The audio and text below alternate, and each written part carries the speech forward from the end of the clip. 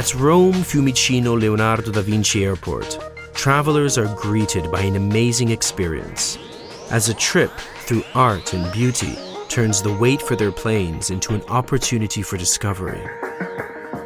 Aeroporti di Roma has been welcoming culture and art for years, displaying works that have gradually transformed every corner of the airport into visionary spaces dedicated to expression and stories. Here, art is more than just a detail. It is an invitation to wander and rediscover the deep link between past and present, explore the connection between the great Italian artistic heritage and newer forms of expression. Where do these works take us? What worlds do they reveal? This is Orizzonte, a podcast series developed by Cora Media for Aeroporti di Roma. His name was Sudan, and he lived in the old Pejeta Conservancy in Kenya with his companions Najin and Fatu. He passed away in 2018 as the last male northern white rhino on Earth, and with his death, the species has gone extinct. Sudan's closest relatives are the southern white rhinos, which have survived thanks to conservation efforts put in place in the 1970s to protect them from poachers. Rhinos, which lived on Earth long before we even roamed the planet, approximately 26 million years ago, have very few natural predators. Their main predators are humans, and it's because of us that they are now endangered. This is just one of many examples. It's useless to even mention the terrible effects caused by men on this planet. We're aware of them already. We know them, but we tend to ignore them, choosing to move on and forget. Yet, sometimes we find ourselves looking at something so powerful that it opens our eyes. This is the case of Marcantonio's piece, called Natural Reaction, which can be found in boarding area E at Fiumicino's Leonardo da Vinci Airport. If you find yourself in the area, you can't miss it.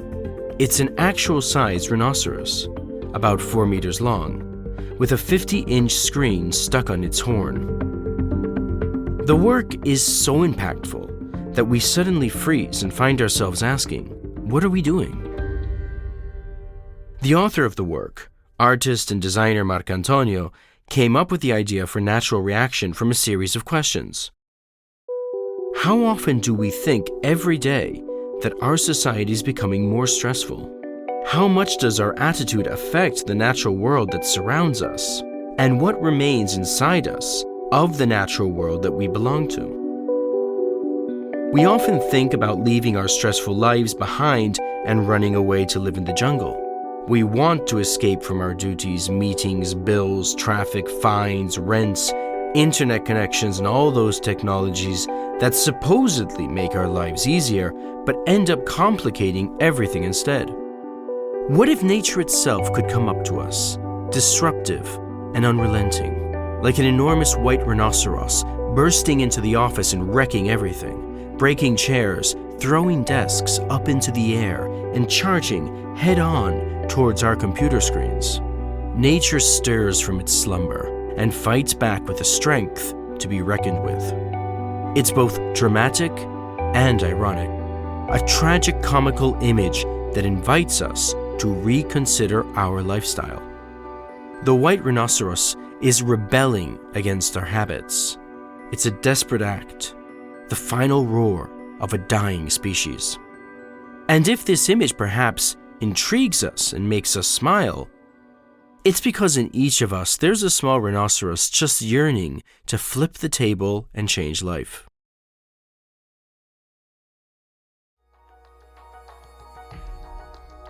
Traveling also signifies change, and the airport is a place that welcomes tens of thousands of potential changes in direction. We often see our travels as a small or large step in our lives. When gazing upon a piece such as Natural Reaction, we can open our eyes to the world and change not just ourselves, but our entire community as well.